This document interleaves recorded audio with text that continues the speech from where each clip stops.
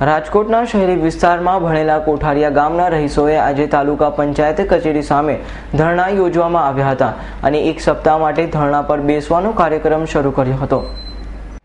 કોઠારિયા ગામના અનુસૂચિત જાતિ માઇનોરિટી પછાત શ્રમજીવી પરિવાર સાથે સરકાર દ્વારા અન્યાય કરવામાં આવ્યો છે તેવી ફરિયાદ સાથે આજથી તાલુકા પંચાયત કચેરી સામે 500 જેટલા લોકોએ ધરણા શરૂ કર્યા છે।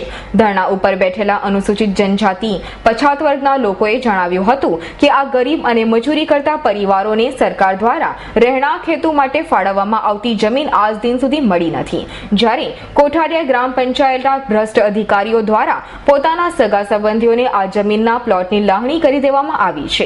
આ અંગે કલેક્ટરને અગાઉ અનેક વખત રજૂઆતો કરી હોવા છતાં આજ દિન સુધી કોઈ ઉકેલ આવ્યો નથી।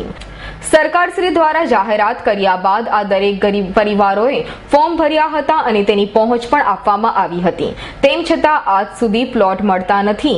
ત્યારે હવે તો કોઠારિયા ગામ રાજકોટમાં ભળવાનું હોવાથી આ પ્લોટ હવે નહીં મળે તેવી ભીતિ આ પરિવારોને સતાવી રહી છે।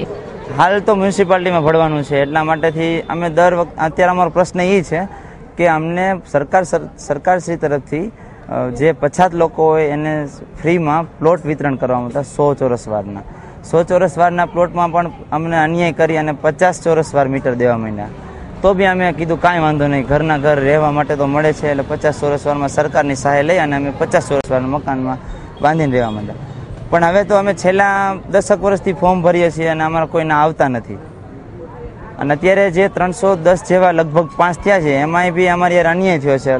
એવું જાણવા મળ્યું છે કે જ્યાં સુધી જે દેવાલાયક કોઈ લોકોને મળ્યા નથી અને આમાં ગેરરીતિથી અમુક બહારથી આવ્યો એ લોકોને મળેલા છે, જે લોકોને મળી ગયા એ લોકોને પણ મળેલા છે, એવું બધું આમાં અમને બહાર આવ્યું છે। અમે માહિતી માંગી છે પણ હજી એનો કોઈ પણ જવાબ આવ્યો નથી, જેથી ન્યાય મેળવવા એક સપ્તાહ સુધી આ પરિવાર દ્વારા તાલુકા પંચાયત કચેરી સામે ધરણા યોજવામાં આવશે, જેનો પ્રારંભ થઈ ચૂક્યો છે।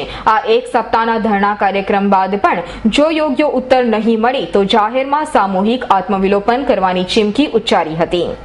દેવાંગ ભોજાણીનો રિપોર્ટ, રાજકોટ, S9 ન્યૂઝ।